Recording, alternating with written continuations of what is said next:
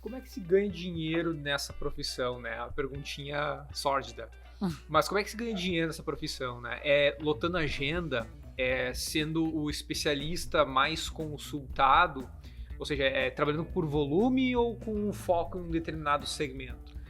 Como é que tu vê isso? Na verdade, não é sórdido. Eu acho que aí eu vou tentar bater um pouco numa cultura que a gente tem, que é o seguinte, a saúde sempre foi uma profissão, né?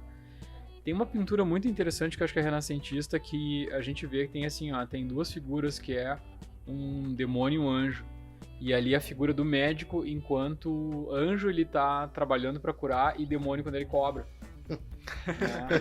E então o que acontece assim, são coisas culturais assim, mas o que acontece? Eu acho que a gente passa hoje por uma realidade, tá, que talvez seja constrangedor falar nisso e tal, nenhum problema, tá. Eu acho que a gente precisa assumir uma coisa, que é o seguinte: tem que fazer bem feito e isso vai ter algum custo, né? E a gente apresenta pro cliente, ele não, tudo bem, tá tudo certo, quero isso, quero melhorar, quero fazer isso daí, tá tudo dentro do tá ok, né? Tá tudo certo. Então, a gente vem quebrando uma cultura que existia antiga, que era o seguinte: era diferente uns anos atrás. Por que os planos de saúde surgem, né? E pegam, assim, de uma velocidade, né, fulminante, assim, o jeito que eles entram no mercado? Porque as pessoas morriam de medo do que acontecia. Do tipo, tu tava saudável, daqui a pouquinho tu descobriu alguma coisa, tu caía num hospital, uma cirurgia grande, uma UTI, tu perdia uma fazenda. Perdia a tua casa, perdia um imóvel, entendeu? Era meio que um seguro pra... Descapitalizava, entendeu? Algo, né? E era assim, entendeu? Era assim. Então, quando um vendedor de plano de saúde a primeira vez chega e diz assim: cara, eu tenho isso aqui que vai te resolver esse problema. Viu que teu tio fez isso, aconteceu, perdeu a fazenda, não sei o que lá. Se tu me comprar isso aqui, tu cair numa UTI aí, tá resolvido. Compra na hora. Compra na hora. Era meio terrorismo, né? Não, teu tio já aconteceu não. isso. Mas não é. É persuasão. Sim. Vocês não usam persuasão na área de vocês? Não, com certeza. Todo mundo usa. É que tem argumentos e argumentos, né? Claro, mas na época era isso. Claro que isso tem uma maturidade muito maior hoje em dia, né? Mas era assim. Tô falando, sei lá, década de 60, 70, né? Muito tempo antes. Eu acho que a gente entender a profissão da gente, a gente precisa usar muito perspectiva histórica pra entender as coisas, sabe? Ajuda muito, assim. Eu tô fazendo certo, tô fazendo errado. Então, eu não vivi isso, né? Eu peguei já uma fase muito mais pra frente disso. E aí o que acontece? De fato, sempre vai ter um custo. É um serviço complexo. Tem custo, entendeu? Então tu vai desdemonizando, tu vai exorcizando isso com o tempo, com maturidade, né? Tá tudo certo, entendeu? Inclusive tem pessoas que, de acordo se a abordagem for correta, elas querem. Tá tudo certo, não tem problema. Mas o que mudou? Orçamento antes, ela se planeja, entendeu? Ela sabe direitinho, ela consegue às vezes encaixar num financiamento, que hoje existe financiamento para projetos de saúde, entendeu? As instituições financeiras nos apoiam nisso, fazem isso, né? Então, não vai acontecer de vir uma conta do além, assim, nunca vai acontecer isso, né? Então, hoje, tornou uma coisa diferente, e aí o mercado te aceita numa boa, porque é uma coisa que é necessária, né? Tu acha, por exemplo, assim, eu penso, cara, se eu puder fazer um procedimento de saúde com um colega meu, particular, que esteja adequado, seja tranquilo no meu orçamento, o cara me atende super rápido, me bota a trabalhar de novo rápido, que eu não preciso parar muito tempo, entendeu? Eu me jogo, entendeu? Não Por tem que problema, não, né? Não tem constrangimento nenhum em fazer isso, né? Às vezes a narrativa é diferente, às vezes o cara te diz, mas daí tu consegue, tu não precisa, o custo é baixo, tu não precisa pagar, daí tu vai em outro lugar.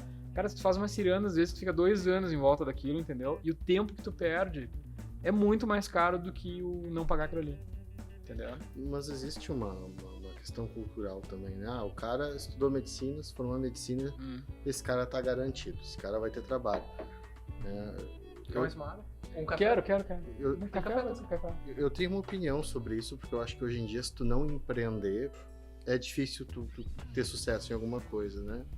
Mas eu queria ouvir isso de um médico. Tu acha que hoje ser graduado em medicina é garantia de algo? Não.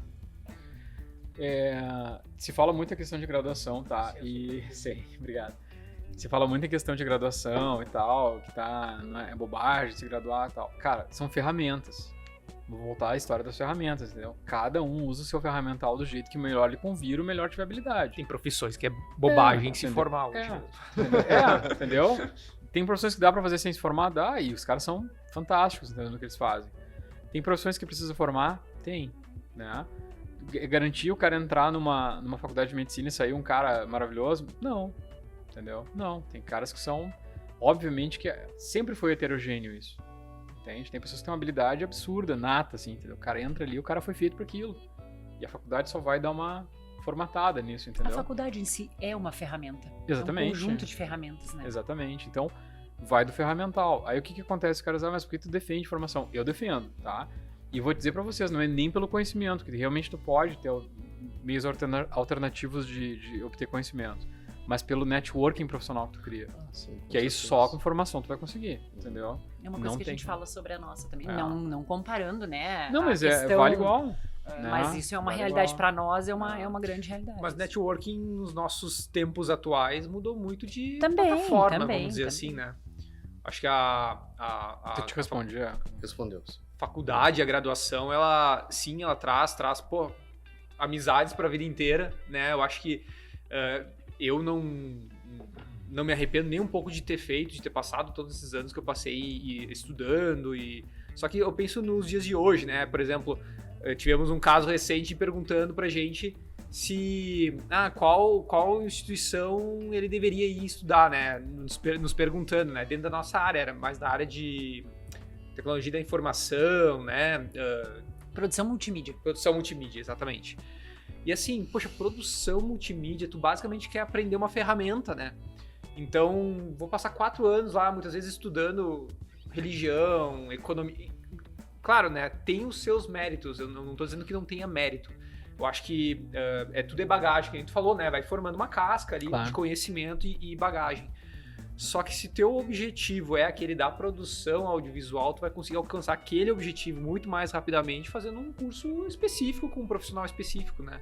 Então hoje tu tem essa possibilidade que a gente não tinha naquela época. Naquela época tu tinha que fazer os teus 4 anos de graduação ou tu não tinha isso, né? Agora, medicina. Poxa, como é que o cara não vai fazer uma graduação em medicina, né? Como é que tu não vai ter alguém atestando que tu sabe fazer o que tu tá fazendo, né? Porque tu coloca diretamente vidas em risco, né? O risco é muito alto. Eu acho que, por exemplo, na nossa profissão, a gente não coloca vidas, na nossa, em especial de comunicação, né? Tu consegue causar grande pânico ou uma coisa muito problemática para as outras pessoas. Mas tu não coloca a vida diretamente em risco, como faz um profissional da saúde, né? Eu discordo de ti. Eu acho que sim, eu entendo teu raciocínio. Eu acho que tanto na medicina quanto em veterinária, o risco de uma vida ele é muito mais eminente, o controle daquela vida. Mas se alguém que é de uma área de comunicação causa um dano numa empresa, por exemplo, ele pode causar um impacto negativo que vai custar várias vidas, entende? Então acho que essa responsabilidade ela é equivalente. Só que em alguns casos ela tem um peso e em outros, tu entende? Mas querendo ou não, É que vai da ética, né? Tipo, de eu estar oferecendo algo que eu sei que eu posso cumprir ou não, sim. né? Agora, na medicina, eu acho que tipo, direto, cara, controle, é né? direto, tu tá botando a faca na Aqui garganta. é mais técnica, mas eu acho que tu tá pensando dentro de um paradigma, tá? Eu vou te dar um exemplo pra vocês, assim. Um cara, se ele conseguir criar uma campanha bem criada, né, a área de vocês, por exemplo, vocês mudam cultura, cara. Vocês mudam o jeito do coletivo pensar, entendeu? Então, às vezes tá lá o médico lá e tá com todo o ferramental e o cara não conecta nele. E vocês criam uma campanha e o cara ouve aquilo, pô, óbvio, daí eu vou lá no médico, entendeu? Então, acho que vocês têm sim um papel também em modificadores de saúde, porque se vocês conseguem trabalhar a mudança de mentalidade, mudança de cultura, maneira de pensar, isso faz muito sentido. Um dos exemplos mais bacanas que eu conheço em comunicação em área médica, e é genial, assim, foi uma das coisas mais bem criadas que já se viu, assim. E é uma área super restrita. É uma área que ninguém quer botar o pé. Foi uma agência alemã que eu não vou lembrar o nome da agência, mas foi uma agência alemã fazendo uma campanha sobre Alzheimer.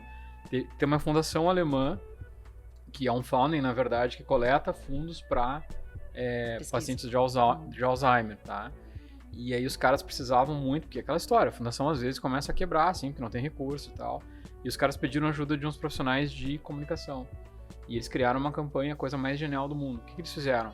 Eles pegaram potenciais, né, sei lá, como é que eles fizeram a prospecção? Eles passaram por vários possíveis doadores, né, potenciais doadores que eles sabiam que teriam uma possibilidade muito grande, e colocaram um nome do cara, fizeram uma carta pedindo a doação, tá? Botaram no envelope, fecharam o envelope e colocaram o nome do remetente, em vez de ser a fundação, o nome do remetente, o nome da pessoa, eles inverteram.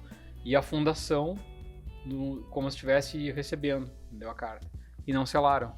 Então, pelas regras do correio alemão, se tu enviar uma carta sem selo, ela volta pro remetente. Então, eles enviaram várias cartas sem pagar selo, entendeu? E os caras receberam. Quando o cara recebe aquela carta sem selo, como se ele fosse o remetente, ele abre e diz assim, mas, cara, não mandei essa carta. Uhum. Aí tu abre a carta e lê e diz assim, essa é uma mensagem pra fazer você pensar como se você tivesse Alzheimer que não lembrou de me mandar essa carta.